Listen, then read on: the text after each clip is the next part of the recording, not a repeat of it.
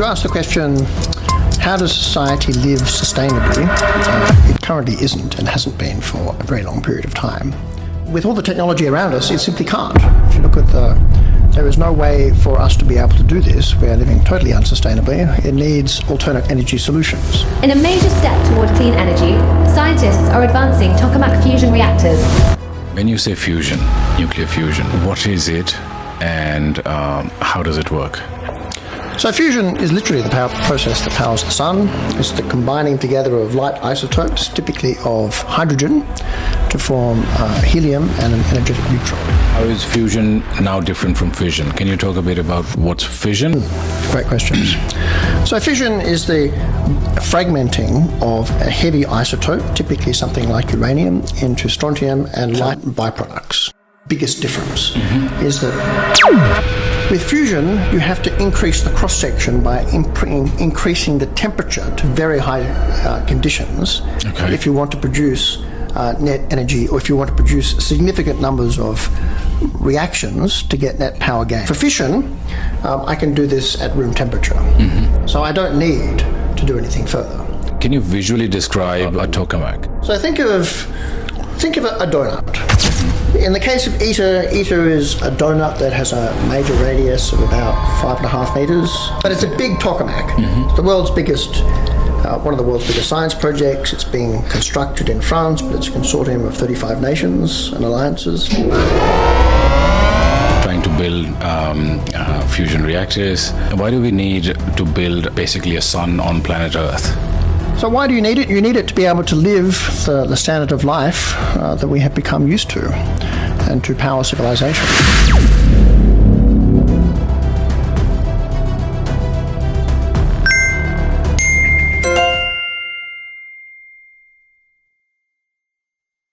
All right, Matthew, welcome to the show. Thanks for being here.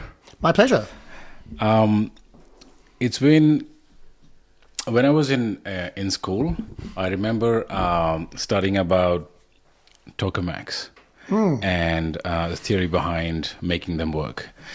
And it's been almost roughly decades, how many, 60, 70, 80 years since we've been trying to studying fusion, right?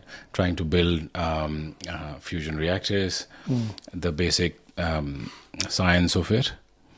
Why do we need to build basically a sun on planet Earth? So it has been of that order. I mean, I think the fusion program was declassified in the very late 50s, and tokamaks became the favoured pathway for fusion in the late 60s. But let's go to the first question. Why do we need to do this at all? So if you ask the question, how does society live sustainably? It currently isn't and hasn't been for a very long period of time. And so the question is, what is the pathway for it to live sustainably? Well, with all the technology around us, it simply can't. If you look at there is no way for us to be able to do this. We are living totally unsustainably. It needs alternate energy solutions. And so, fortunately, Australia is blessed with lots of sunshine and renewable resources, and Australia probably can meet most of its energy target with those. But there are certainly parts of the world that will not be able to do this.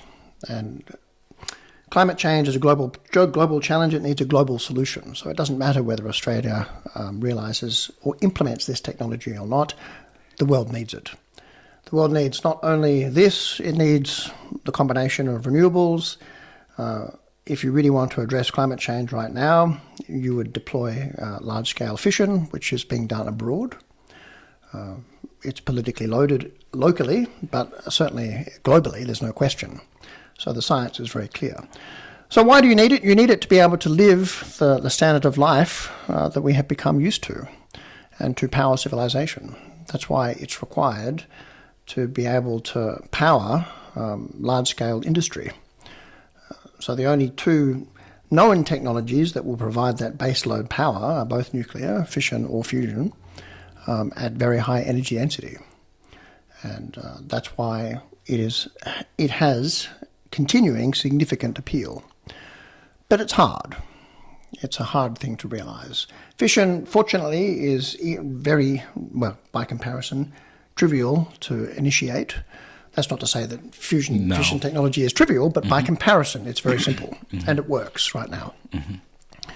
Fusion is one of those technologies that will still take decades to realize as a power source. Interesting. Let's talk about a bit of the basics of fusion and fission. Let's start with fusion first. When you say fusion, nuclear fusion, what is it, and how does it work? So fusion is literally the power process that powers the sun. It's the combining together of light isotopes, typically of hydrogen, to form helium and an energetic neutron. There are different light isotope reactions. The sun works by the proton-proton cycle. The one that's easiest to initiate, which has the highest cross-section at the lowest temperature, is deuterium-tritium. So that's heavy hydrogen with even slightly heavier hydrogen with an atomic mass of 3. They combine together to form helium and an energetic neutron. And So when you say heavy hydrogen, what does that mean? so hydrogen is a proton with an electron around it. Deuterium would be a proton and a neutron, so it has an atomic mass more or less of 2. Tritium has a proton and 2 neutrons. And if you combine light isotopes of, heavy isotopes of hydrogen together, particularly deuterium and tritium, it will produce a helium ion, which is extremely fast, and a neutron, which is very energetic. And so that reaction is net exothermic. They're all nuclear reactions, so they produce power in the form of energy equals the mass difference times the speed of light squared. So that's a very big number very quickly, and so it produces very large amounts of power. So if you look at a DT, for example, fusion reaction, per unit mass, it would produce 4 times as much energy as a fission reaction based on U-235. So it is very energy dense. They're both very energy dense reactions. The fusion reaction is very attractive, partly because the fuel is coming ultimately from light isotopes of hydrogen, which is the most abundant element in the universe, nearly 99.9% of it. Yeah, it's very interesting, the interplay of energy and mass. E is equals mc squared. plays everywhere. Fusion, fission. So how is fusion now different from fission? Can you talk a bit about what's fission, and that's something we've already been able to achieve, or sort of build reactors to get energy out of. The fundamental process itself, how is fission different from fusion? How has it been easier to crack it earlier than fusion? Great questions. So fission is the fragmenting of a heavy isotope, typically something like uranium, into strontium and lighter byproducts. Both reactions, whether it's fission or fusion, depending on where they are on the atomic table, will produce power. So it will be a net energy yield. So the fusion of light isotopes or light atomic nuclei, such as helium, if you fuse them together, you'll end up with helium, and this reaction continues all the way down to iron. When a sun goes supernova, it will continue producing elements all the way up to iron through fusion process. Beyond that, the reaction is endothermic, so it doesn't produce net energy. So beyond that, what happens is that the heavier isotopes can fragment into lighter isotopes and produce net energy. And so the reaction that we've been able to utilize to produce net power is fragmentation of uranium. And this is something that will occur naturally if you enrich uranium to U-238. I believe the reaction doesn't require, it's not a thermonuclear reaction. It doesn't require to be, I don't require the cross-section to be lifted to very high temperature. And that's the biggest difference, is that with fusion, you have to increase the cross-section by increasing the temperature to very high conditions if you want to produce net energy, or if you want to produce significant numbers of reactions to get net power gain. For fission, I can do this at room temperature. So I don't need to do anything further. And so that's why the challenge in a fission reactor is stopping it, although there has been significant advances in technology, meaning that it is possible now to construct a device that is inherently safe. I understand. I mean, I'm not a fission expert, but I believe that's the case. For fusion, the challenge has always been trying to initiate the reaction in the first place. And that is still part of the scientific challenge of trying to sustain a burning plasma regime, which is what the purpose of ITER will do, to produce or demonstrate the scientific feasibility of net energy production. Right. What are the tools or techniques or processes that we've looked into for fusion to work on Earth? So the tools that I'll talk about sustained or continuous fusion reaction. So if you want to try and continue the fusion reaction in a sustained or steady state way, the leading technology for that is a variant of, is toroidal magnetic confinement, whether it's the tokamak or the stellarator branch, but it's the use of powerful magnetic fields that confine hot ionized plasma into a torus, a donut shape. And there are two different flavors, one of which is axisymmetric, so it looks like a straight donut. And this plasma or this donut is fully ionized and has a large amount of current flowing through it. Can you pull this closer to you? Yep. Yeah. Has a large amount of current flowing through it. And that current is required to produce a magnetic field twist. And the reason why there's a twist is to avoid formation of electric field, because otherwise the plasma would be unstable. So I need some sort of magnetic field twist to make my configuration stable to to an electric field drift. Wait, so you have this plasma confined in a magnetic toroid. Yeah. What is plasma, first of all? That's a great question. I should have stepped back to that point. Sorry, I should have. Yeah. So plasma is, if I look at the gas in this room, all the electrons are bound to the ions. So if I impose a magnetic field, nothing will happen to the gas. Lots of things might happen to the metal in this room, but nothing will happen to the gas itself. If you start heating the gas to very high temperatures, what will eventually happen is all the electrons will dissociate from the atoms, and you'll end up with a soup of free charges, free ions and free electrons. So now what happens if you apply a magnetic field is the particles they see a charge, there is a charge, and they will start gyrating around the field lines.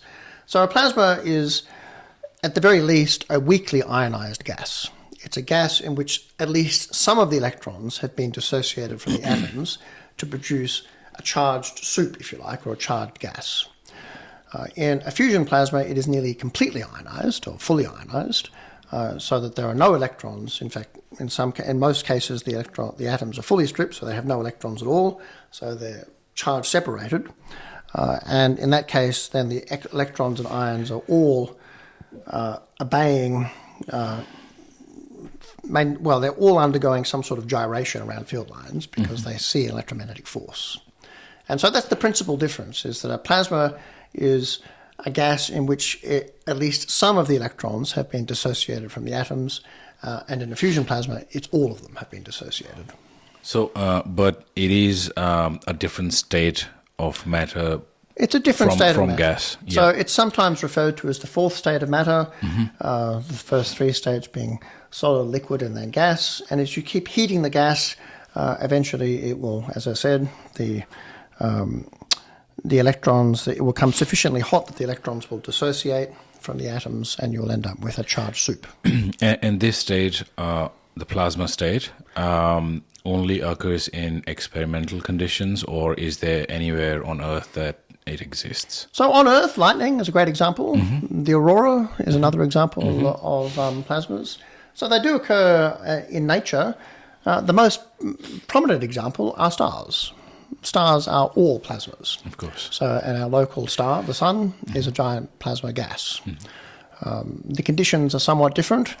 The sun is very hot, but it's actually not going to be as hot as a fusion plasma that we would initiate on Earth. But the sun is incredibly dense.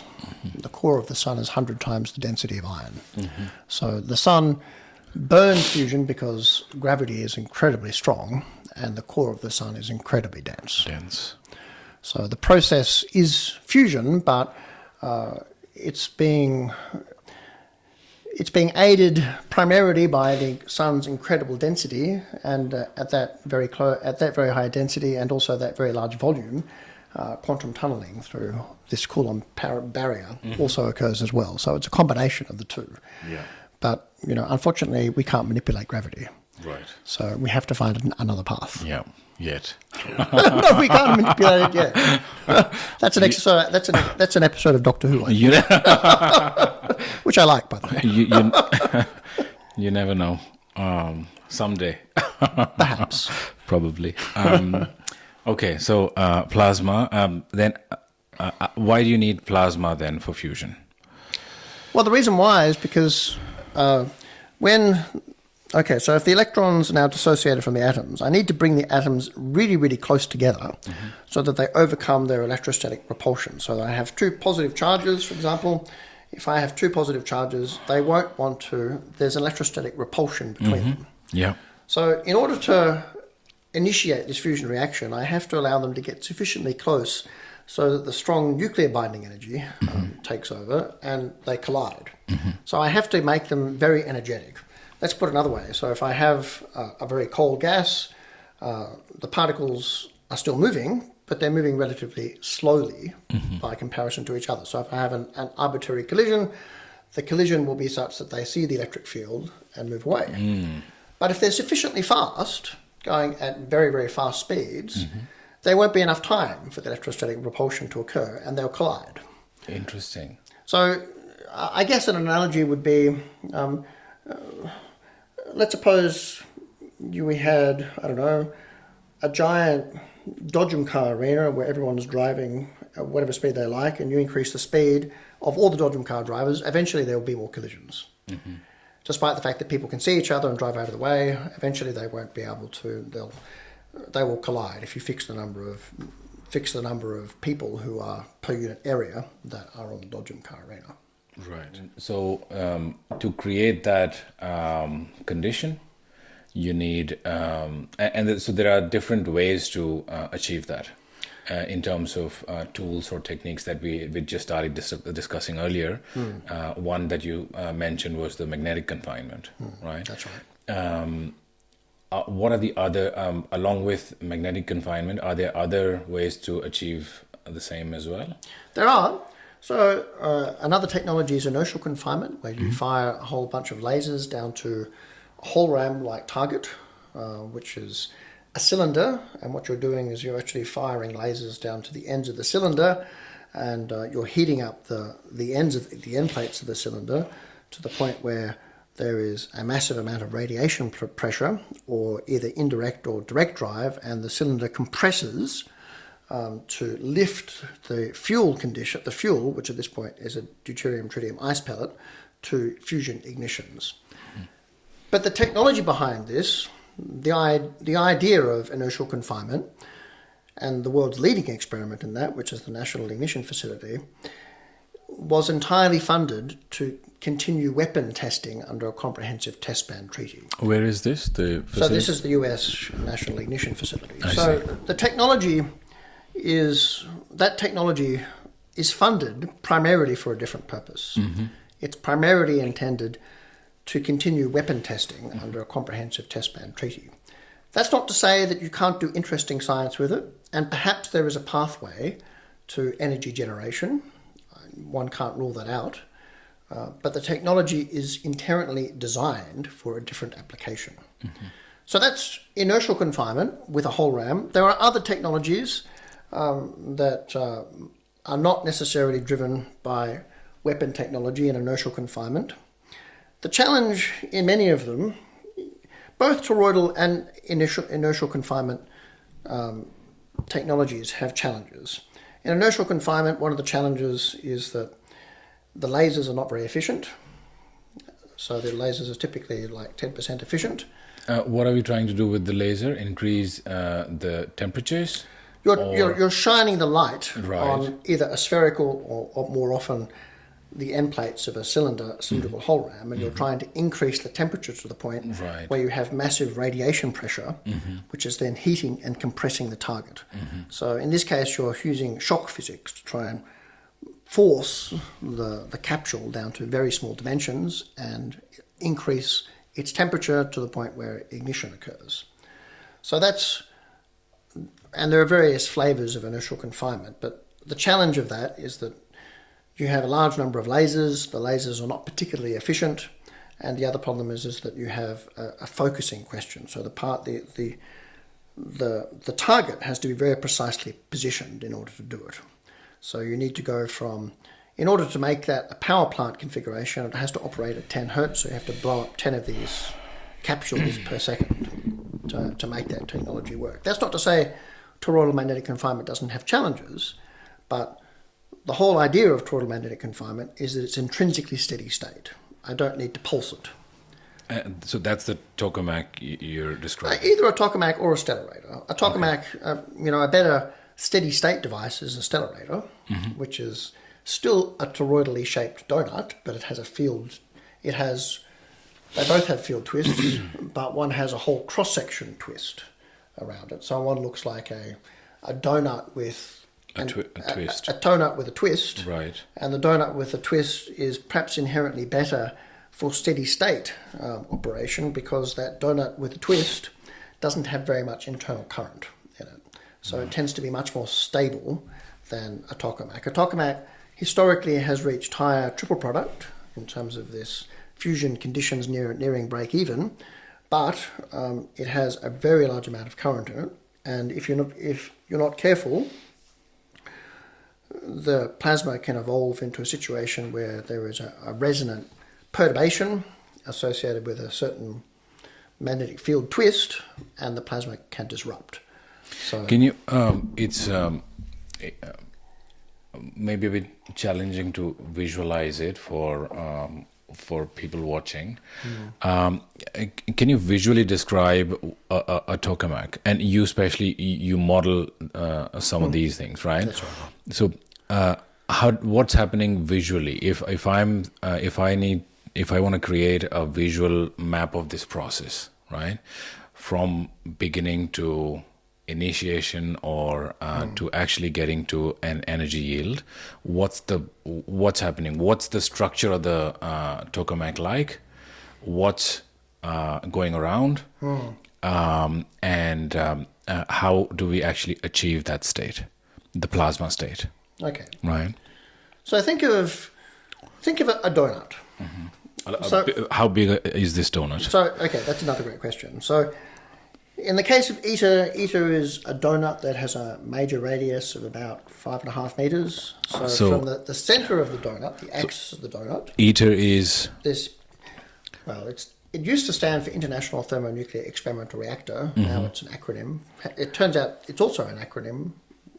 Not even an acronym. It's Latin for the way. So it's but it's a big tokamak. It's the world's biggest.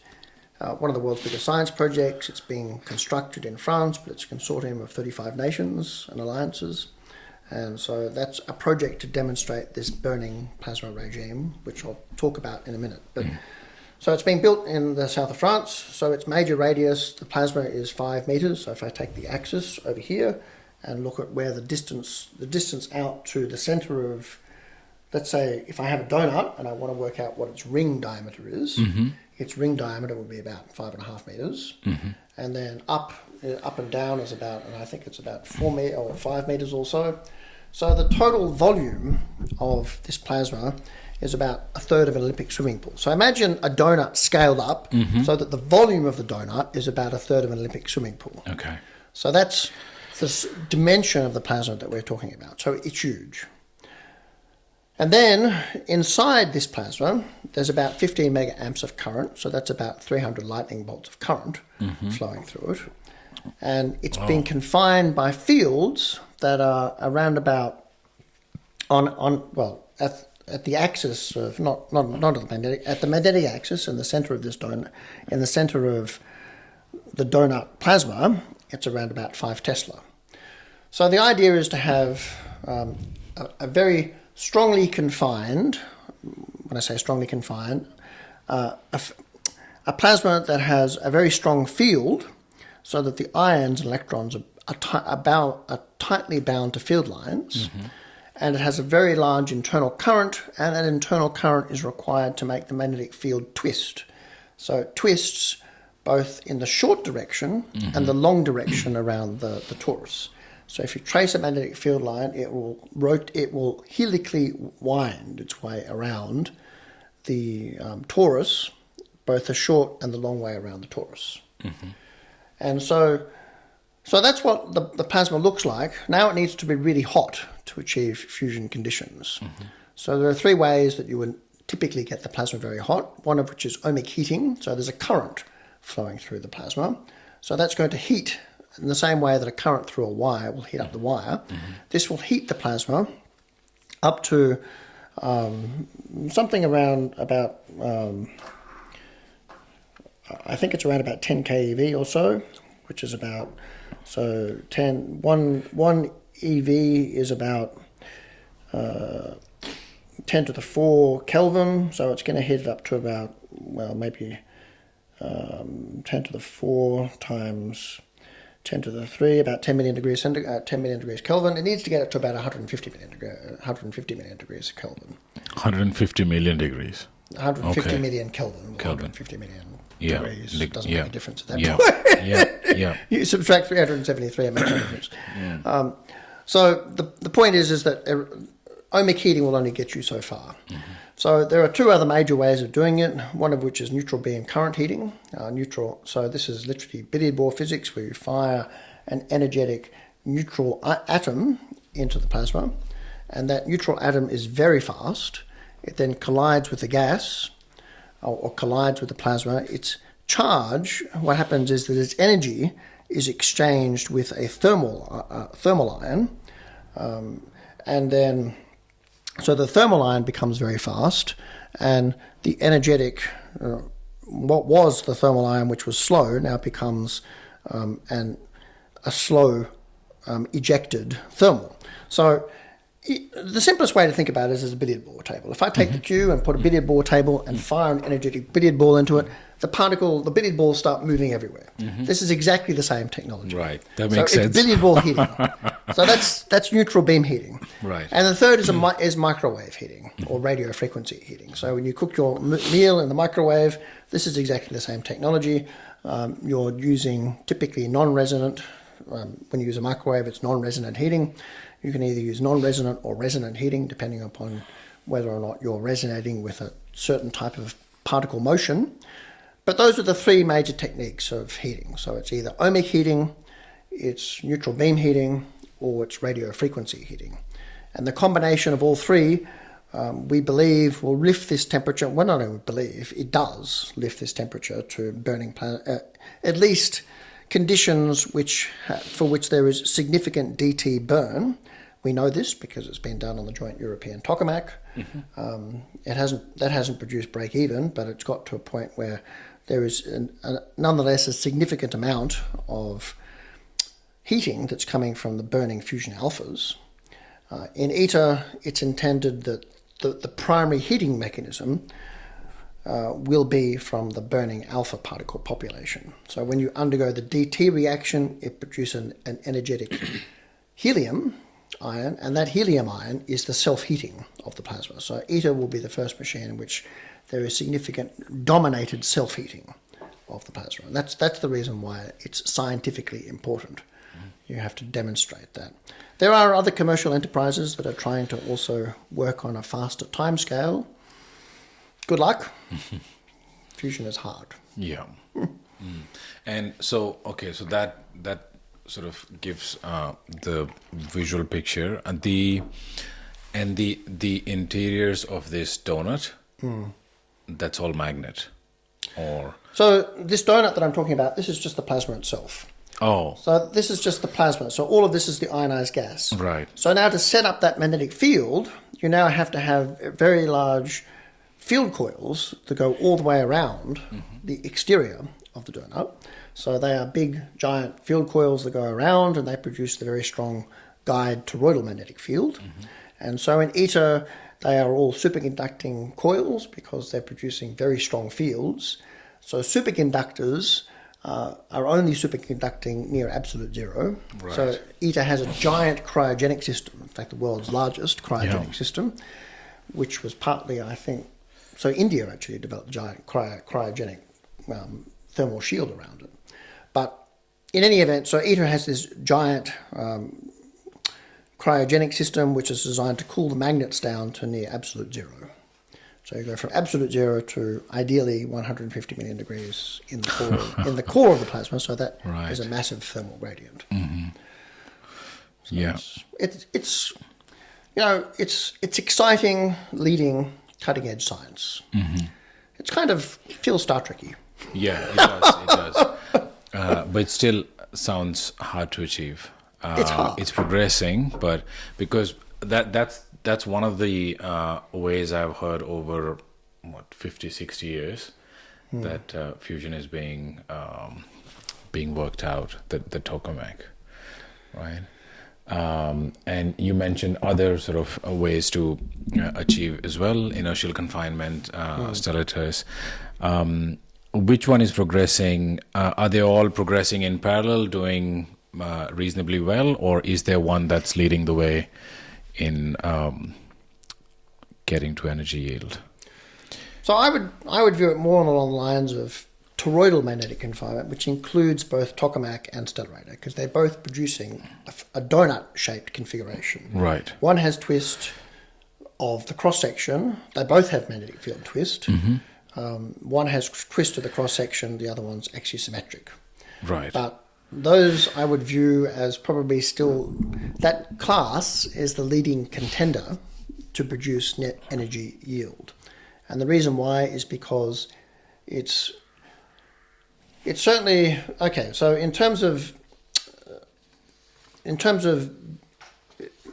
fusion reaction, that has been demonstrated on the joint European tokamak. So we know it works. It hasn't produced break-even yet. So break-even has been demonstrated by laser ignition.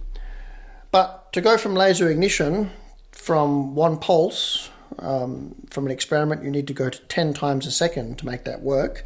So there are large technology challenges behind that technology to make that work.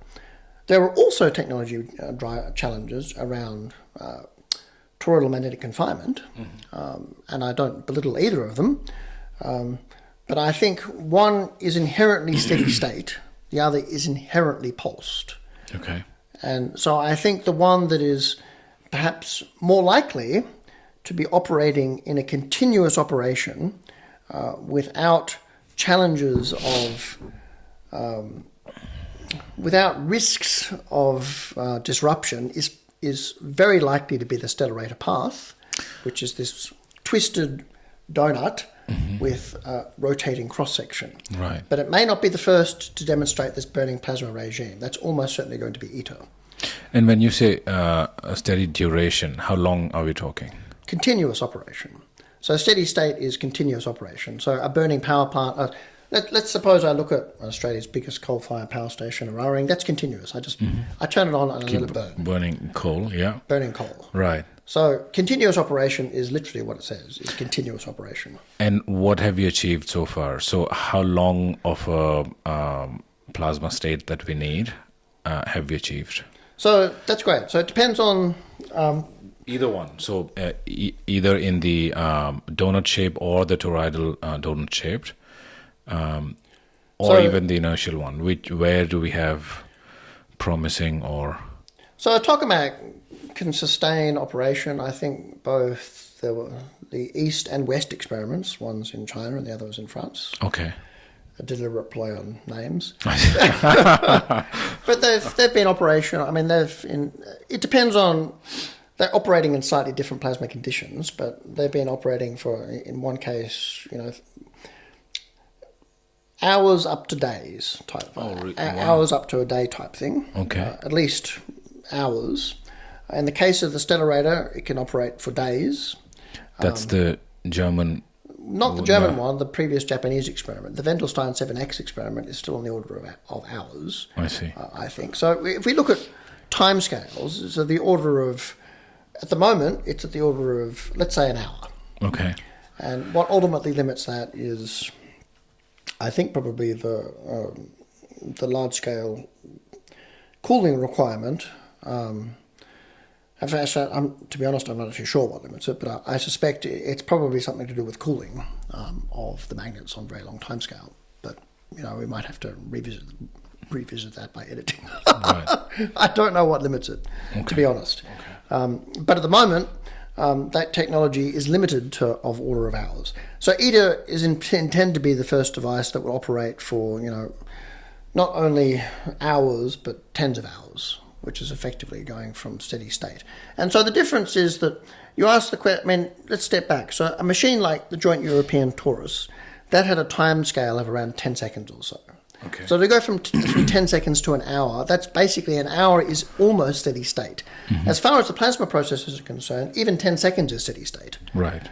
But from an engineering perspective, going to an hour is effectively steady state. Now, for demonstration purposes, it has to be literally continuous. Right.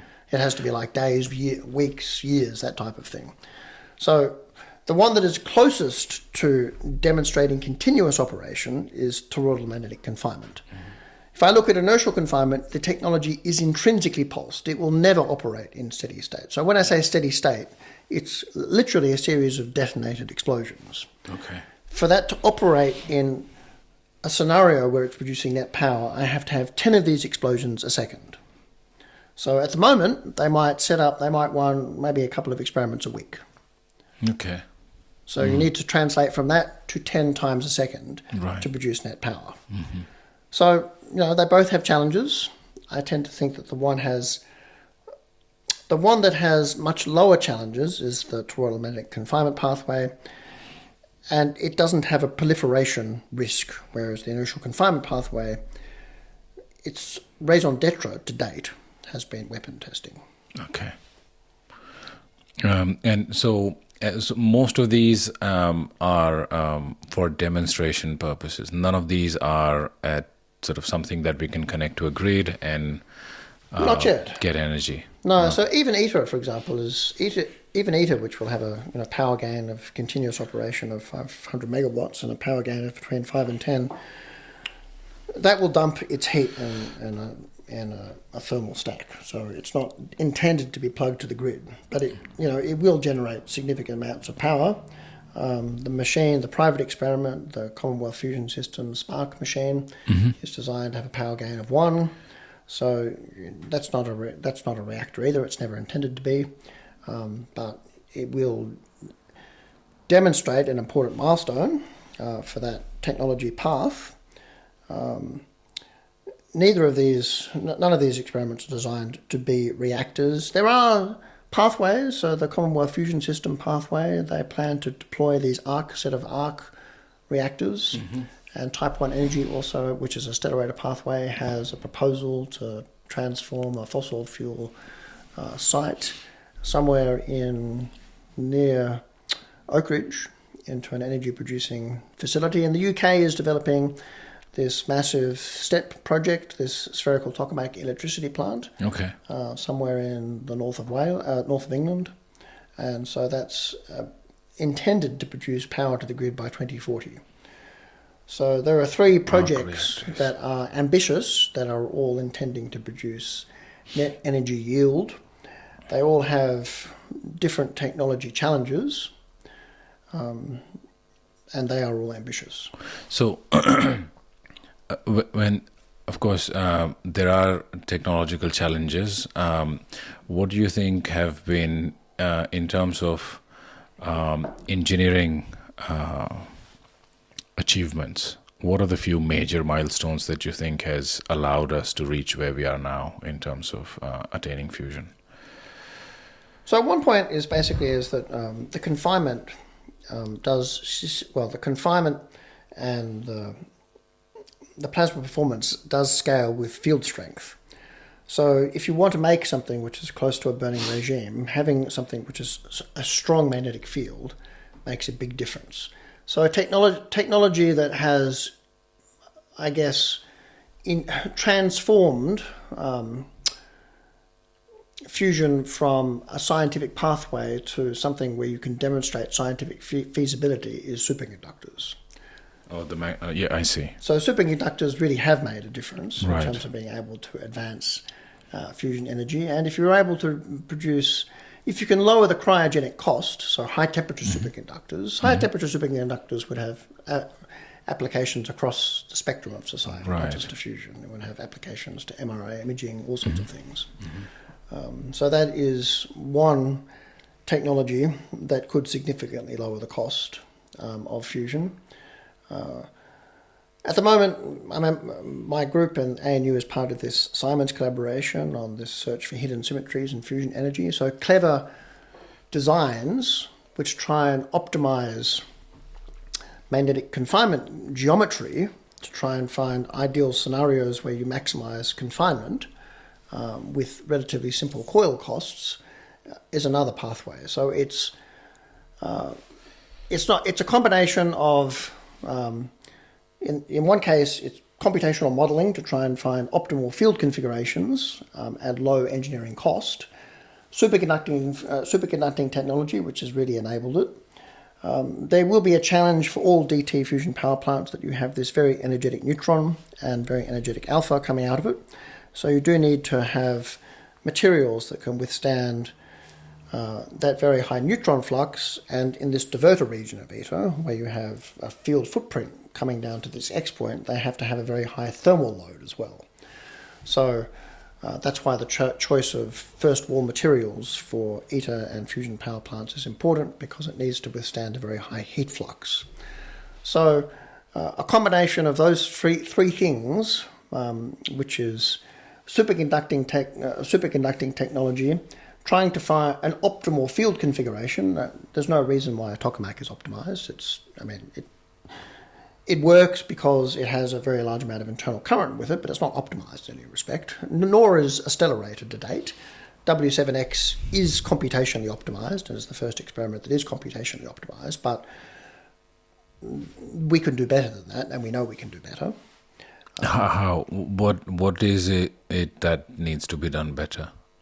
So W7X is the first machine that has been optimized for its magnetic field configuration computationally by a supercomputer. That's the one which has the twisted configuration. That's the twisted configuration. Right. So it's a donut, but at some point it's twisted. At some point, it's twisted a section because of it is twisted. It's twisted because its whole cross section is twisted around the device. Right. So traditionally, the challenge to going from a tokamak to a stellarator is a tokamak has this very large internal current, which makes it potentially unstable, whereas a stellarator transforms that physics problem to an engineering problem, because the coils for a stellarator had not traditionally very complicated to build. Right. And so W7X has very complicated field coils. So what you're trying to do is trying to find an optimal field configuration that has optimal for plasma performance, that has low engineering cost to build. Right. So it's a kind of a sweet spot. Right. And the advance of supercomputers, and also the ability to be able to model large-scale physics processes, turbulence and transport confinement, that type of thing, and try and optimize that field configuration. That's something that's I guess, emerged over the last decade. That's something that I think still has a pathway to progress, and certainly, Type 1 energy and other stellarator pathways are appropriately using some of those ideas in their designs. So I think if you were to look at, and so the third part of it is also, as I said, the materials challenge. And the materials challenge is common to either a tokamak or a stellarator. Particularly, it really depends on the reaction that you're burning. If you're burning DT, then you're guaranteed to have fusion neutrons and fusion alphas, and in both cases you will have a diverter region, so you still need to develop materials that will withstand that high heat flux. So those are probably the three major engineering-related challenges.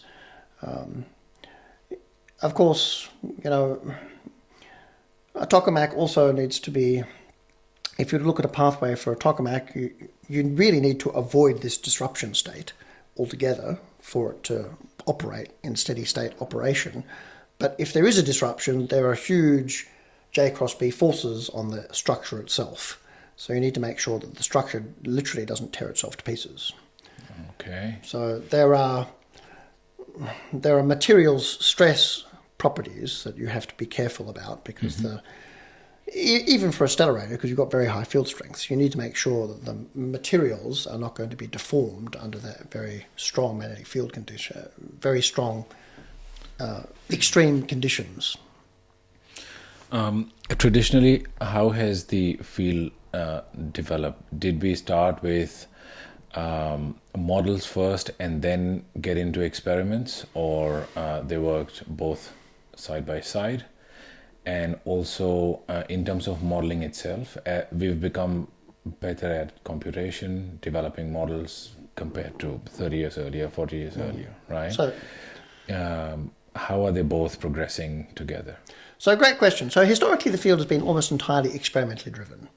And that's simply because the large-scale computational capacity didn't exist. Right. And trying to solve for force balance, or trying to solve for stability in a complicated, realistic scenario that's not a cylinder or not even a large aspect ratio tokamak is difficult to do analytically.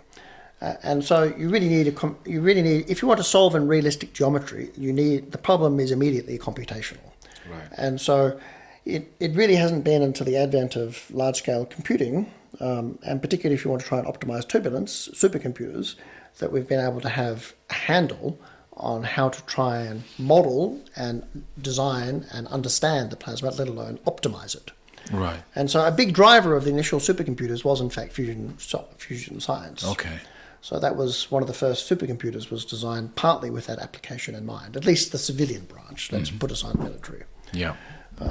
And so the field has been experimentally driven. And consequently, a lot of designs were explored, but they haven't been, I guess, they haven't been systematically exploited, or when I say systematically exploited, they haven't been systematically scanned or searched by supercomputer simulations or optimization. And so that's where computational modeling is now only really beginning to get to the point where it's now able to design and perhaps exceed experimental-led science. So there's a translation of focus, if you like, from maybe 50 years ago. If you wanted to understand a plasma experiment, you would build one. But the scale of experiment and the scale of the cost has become such that building something at a performance leading edge is very expensive. Complicated, expensive, difficult. And difficult. So if you want to understand and our understanding of science is now sufficiently advanced, at least at this plasma state, that I can do a great deal with computational modeling. Okay. I can't do all of it because science still needs verification. I don't know that it's going to work, and that's why it is being built. Right.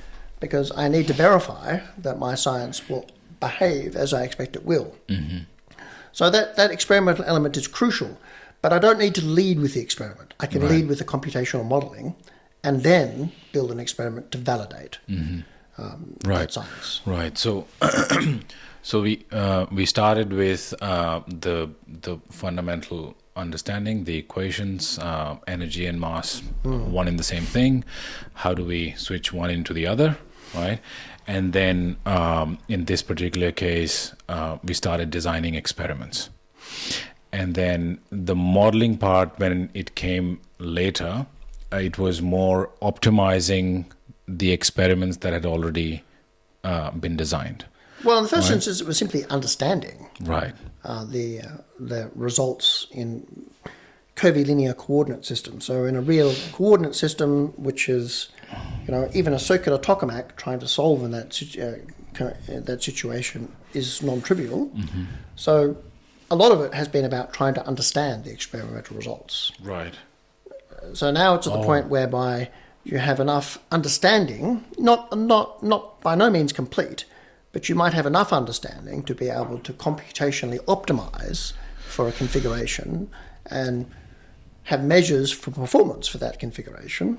And you might have some confidence perhaps that configuration might have optimal properties. And so that's computationally led science. And so W7X is the first experiment that was designed by a supercomputer. Okay. And Also, the design of the structure itself? the design of the plasma itself Okay. was computationally optimized. That's interesting. I mean, we've gone now a step further from computation. There's AI that's come into play now as well, right? Past few years, that's now springing up everywhere, right? Yeah, that's true. What I'm interested in is, have there been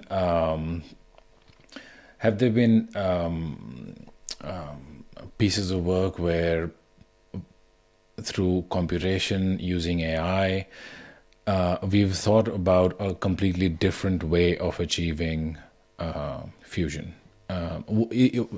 Look, so what it sounds like is that we started with these experiments to try and understand that. We then brought in modeling as our computational ability increased, and then we're optimizing that process ever since. Has there been work which has thought through computation, or maybe even using AI, a completely different way of designing the whole experiment itself? So AI, I mean, I've used AI myself for research, and I've used it even in fusion energy science, not for designing a field configuration, but for a particular engineering challenge. And I think, AI ultimately is built on the sum of all scientific knowledge to date, and it's trained on all of that scientific knowledge. Yeah. So will AI be able to run a gyrokinetic simulation and tell me what the turbulent transport is like in a fusion plasma? Not unless it builds code and runs one. So AI is brilliant at interpolating the vast knowledge domain of all of science. Yeah. And so tools of AI can be very useful in, you can have maybe a surrogate model, which is AI trained perhaps, which is great at doing a proxy and telling me it might be trained on various aspects that you might get from a full supercomputer simulation. Yeah. But if you really want to understand how the plasma is the properties of the plasma, you must either run a full computational simulation that simulates all the particles, or you need to build the experiment. Yeah. Yeah. AI is not going to be able to replace either of those things. It can certainly help build the computational code because AI is brilliant at running code, but it can't. It's not. There's no magic there. If I need to solve all the equations and simulate the behavior, either I do this computationally or AI does it computationally. Either way, I solve it computationally. Yeah, with the information that came out of the experiments. With the information that came out. So you could either do it in the case of you're solving the computational problem and then you have a prediction based on your understanding. You need to validate it to experiments, otherwise it's not science. Or alternatively, you're using an interpretive mode, which is what's done to date. You take the experiment and you try and understand what's happened. Right.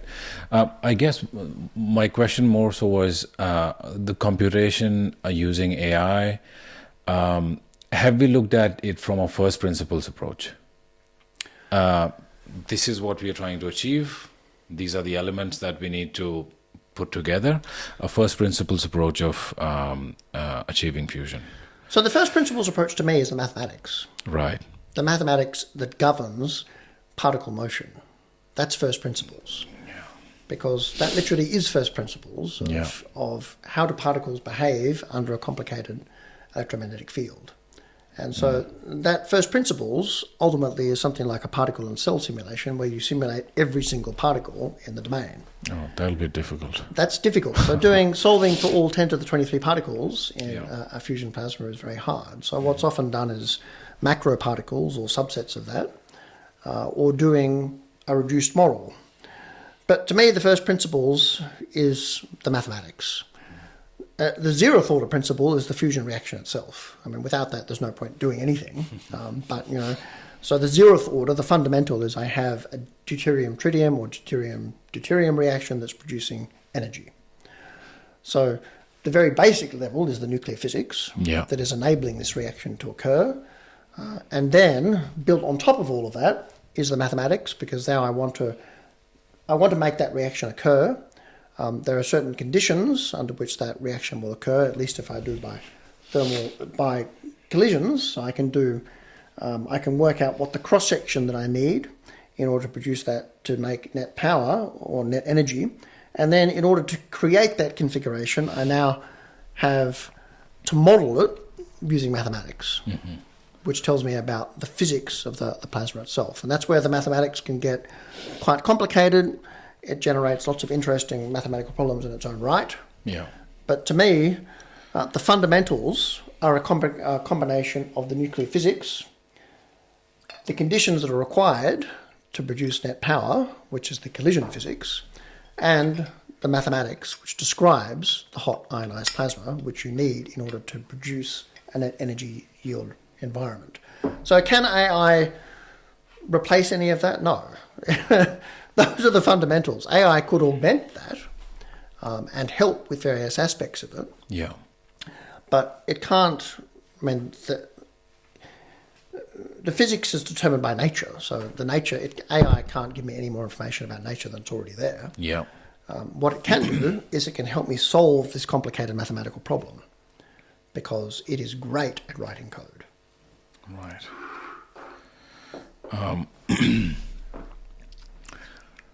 So commercial fusion then is far away. What are the key challenges now? So what are the key challenges in the field now? And then also talk a bit about then the commercial aspect of it, how far it is, or even if it is viable or not. So, the answer will depend upon who you speak to in a fusion science domain. But to me, if I ask the question, what are the scientific and engineering challenges? The first scientific challenge is that you need to demonstrate a burning plasma environment. That's the whole point of the ITER project, is to demonstrate the scientific and engineering feasibility of a burning plasma.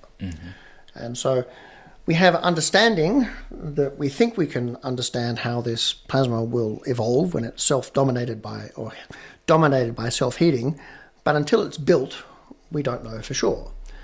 So there are lots of, when you add, even in a tokamak, when you add three-dimensional fields to the edge of the machine, which are required to suppress these giant edge-localized modes, it distorts part of the plasma, and then it distorts part of the wave modes in it. So there's lots of complex physics modeling that we still don't fully understand that's related to how that burning plasma regime will operate.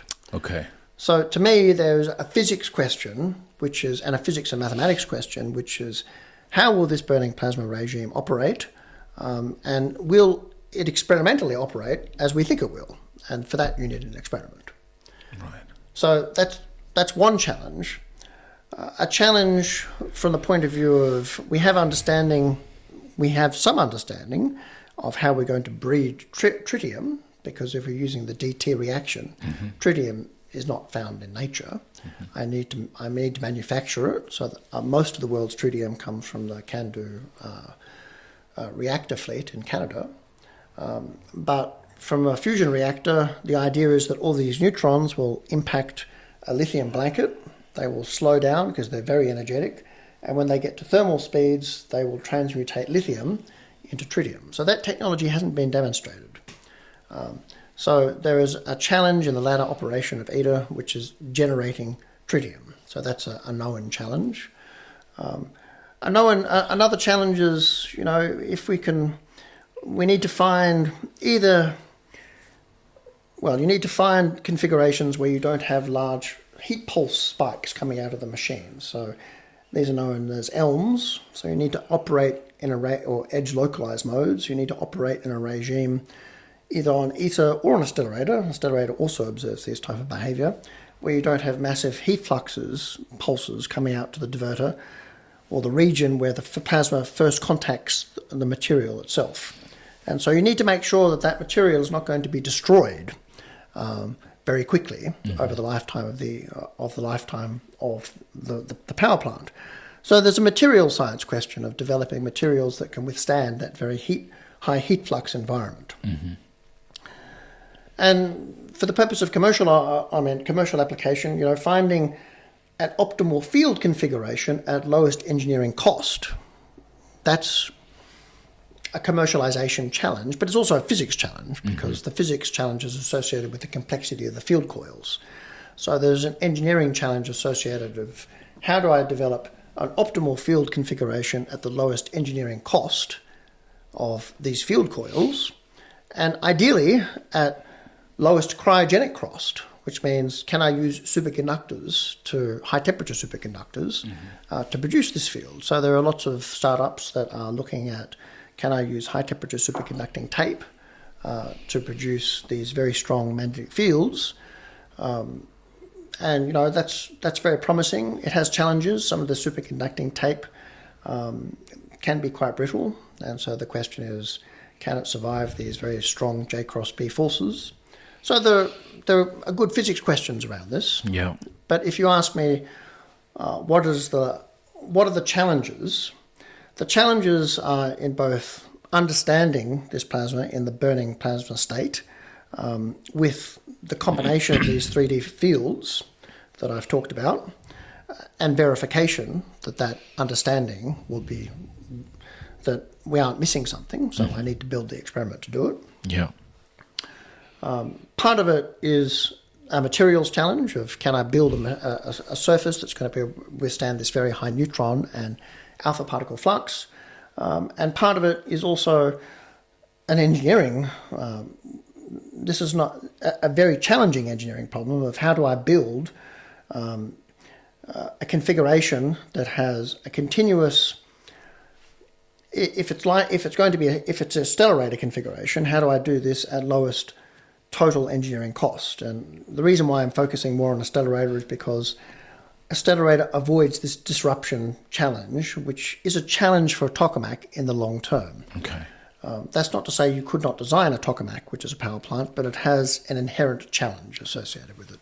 And cost-wise, is it similar to tokamak or less? Well, I don't know. I think that really depends upon, projecting costs to a power plant. There are lots of uncertainties associated with that at the moment. Yeah. The first of a kind power plant is not going to be cheap by any means. The first of a kind nuclear power plant was not very cheap either. So, first of a kind is known to be will never be very cheap. Yeah. But that's not the reason why you pursue the technology. Yeah, of course. I mean, if you look at a modern car engine, the first one that was developed was appallingly inefficient. Appallingly inefficient, and I don't know whether you're... Depending on the audience, they might remember that the early cars were also not only terribly inefficient, hopelessly unreliable, they would break down all the time. No, but they demonstrated that, you could move on 4 wheels, 2 wheels, right? They demonstrated that, and the modern combustion engine is incredibly efficient and very robust by comparison. Of course, the technology is perhaps ideally obviated. We don't want to burn fossil fuels anymore, so maybe we burn liquid hydrogen, or better still, batteries, perhaps. But my point was that going from first of a kind to something which is commercial, the cost is going to be very different. Yeah. But there's a lot of money pouring in commercial space as well recently. There is, and that's an interesting question as to what is the driver for that. And, my observation is, in some sense, some of it is philanthropically motivated by very wealthy individuals who want to leave an impact, do something good with their net investment or net total value. And I think that's great. I mean, I'm very grateful to get funding from the Simons collaboration, and Jim Simons is a famous mathematician who developed the world's first hedge fund. Yeah. And despite rather than put all that money into buying another Cayman Island, he puts that money into science. So we are fortunate to be the recipient of that. But that's small scale, that's a philanthropic enterprise. The big commercial enterprises, which have funding from a range of sources, including Australian funding through both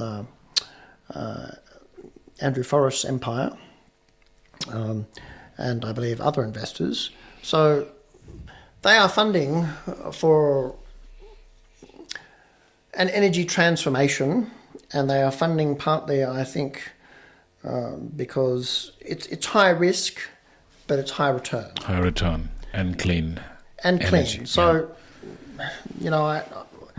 the biggest challenge I have in that space is that claiming fusion power to the grid in 5 to 10 years is just frankly totally unrealistic. Okay. It's not a viable pathway. I can't, as a scientist, argue that there will be power to the grid in 5 to 10 years. I think that's wholly unrealistic. Right. So, but that doesn't mean that the companies that aren't trying to do this, good luck to them. Mm-hmm. But it's just, there's no way it's going to work. ITER will come online in mid-2030s, thereabouts. Spark will come online, hopefully. I mean, they plan to come online sooner than that.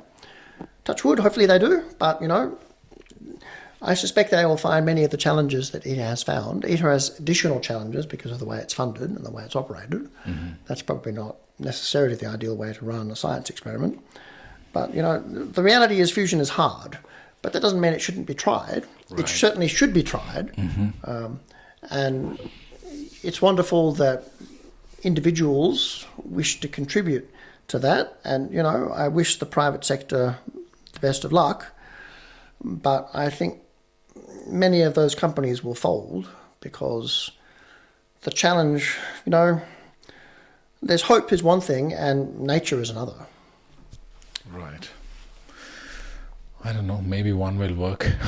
I hope one will works. That's how we've seen progress in many sort of technologies. That governments, institutions, big collaborations have laid the foundational understanding of how an experiment would work and how the system works, and then a company takes it forward, and just the way a company is structured speeds up the process and commercializes it. So ultimately, the whole technology needs to be commercialized. Otherwise, what's the point? What's the point? Yeah. So there's no doubt that at some point the private sector must basically take over responsibility for the field and invest and translate it to a net industry, a net power producing utility. That's the whole objective. Or if it works in the public sector, it's either way, right? Either way, I mean, but we live in a capitalist society, at least in Australia anyway, and I actually don't know whether most of the big power utilities are state or private owned, but in principle, the private sector should be heavily engaged in operation of a fusion power plant, operation of energy technology, because that's the nature of the economy that we live in. Right.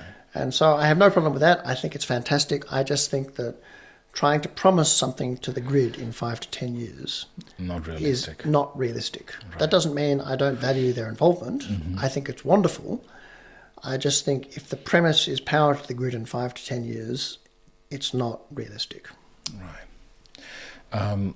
How safe is a fusion on Earth? Look, if it's based on toroidal magnetic confinement, it's very safe. The worst that could happen is that you would have a tritium leak. But the amount of tritium which is in the facility is very small. So tritium is radioactive. You wouldn't want to drink it. You wouldn't want to inhale it. But because the amount of tritium in the facility is very small, I mean, the pressure's 1 atmosphere, but the temperature is enormous. So the density in the machine, the total amount of fuel is tiny. Right. So there have been lots of studies that look at the exposure level, and even at the site perimeter level, it's basically back at background levels. So that's the biggest risk, would be a tritium leak. Okay. The high temperatures. The high temperatures, the biggest challenge with fusion is getting the reaction to occur at all. So there are lots of ways to quench the reaction. Just about anything will quench the reaction and stop it. Mm-hmm. There's a danger, certainly for a tokamak, that if it disrupts, it will do damage to the facility itself. Mm-hmm. There's no danger to the public, but it could do a lot of damage to the machine itself. That's why there's massive gas puff injectors around the machine to try and inject a huge amount of gas very quickly if it gets into a state that might be unstable mm-hmm. to massive disruption. So the risk to the general public is extraordinarily small. There's a risk to any piece of infrastructure of, a terrorist attack or something like that, but, that's nothing unique to fusion. You could have a plane driving into a high-scale building, which tragically has happened, or other events like that. So there's nothing unique about that. Yeah. But in terms of safety, it is very safe to the general public. It's not true to say it's entirely radiation free, because it does generate this energetic neutron, and so the direct products of a reaction are not radioactive. So the direct products of reaction are this neutron and alpha. The direct products of fission are radioactive, but the direct products of fusion aren't, but then they activate part of the vessel wall. So they do generate low volume radioactive waste, but the timescale is much, much lower than that of fission. So there is some reprocessing of the facility that has to occur, and that's really a function of what type of material that you use. And in some cases, you can reduce that to a green. If you choose intelligent choices of materials, there are studies that you can show that you can reduce the whole cycle to zero emission or zero radioactive waste within 100 years. So that's very different to thousands of years for the case of fission. So it's a very different. The challenge is simply getting it to work. Right.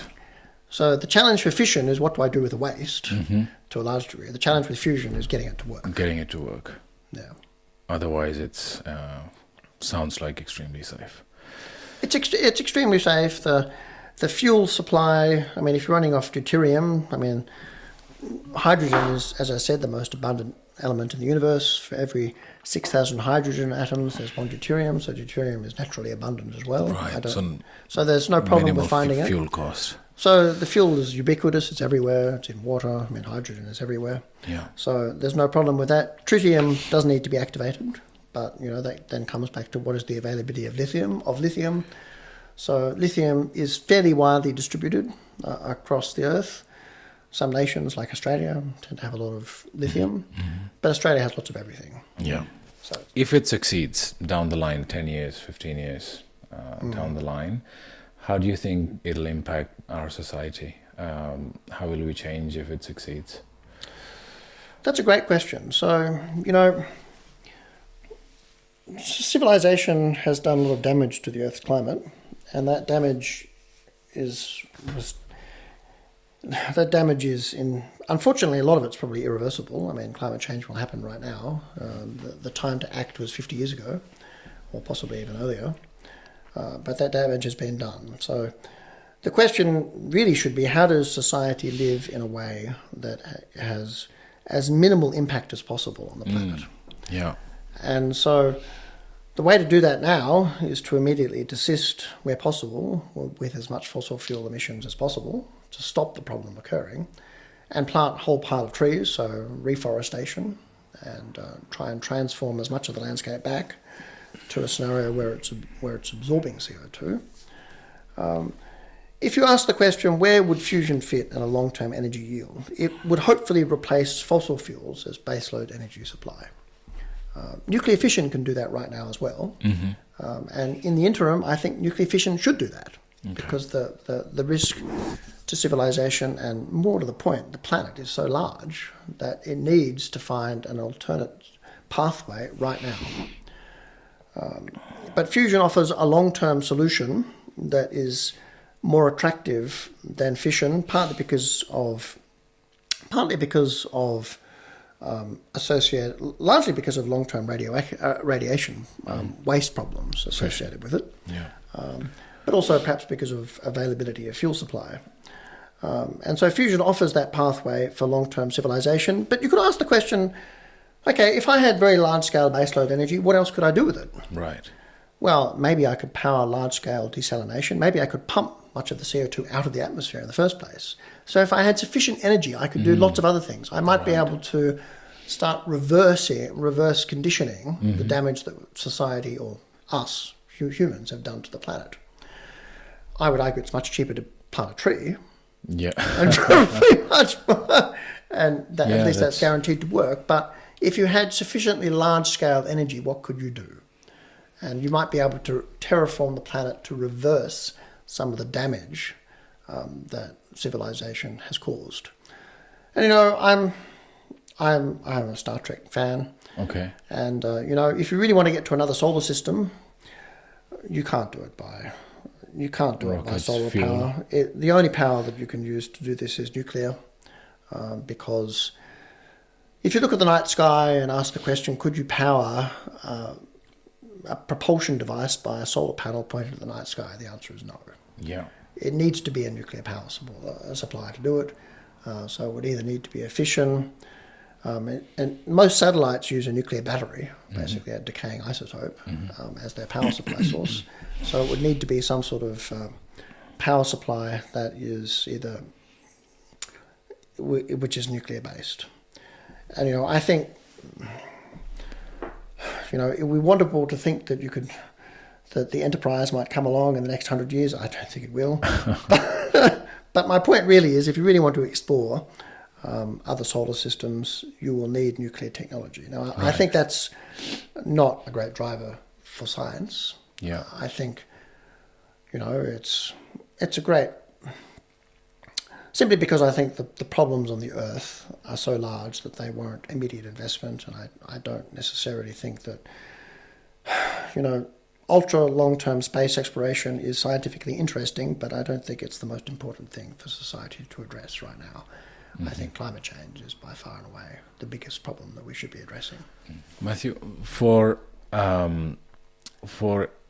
people who are already making efforts in trying to commercialize fusion, or for someone who will try and do it in the future, what are a few positive thoughts or ideas you'd like to share with them?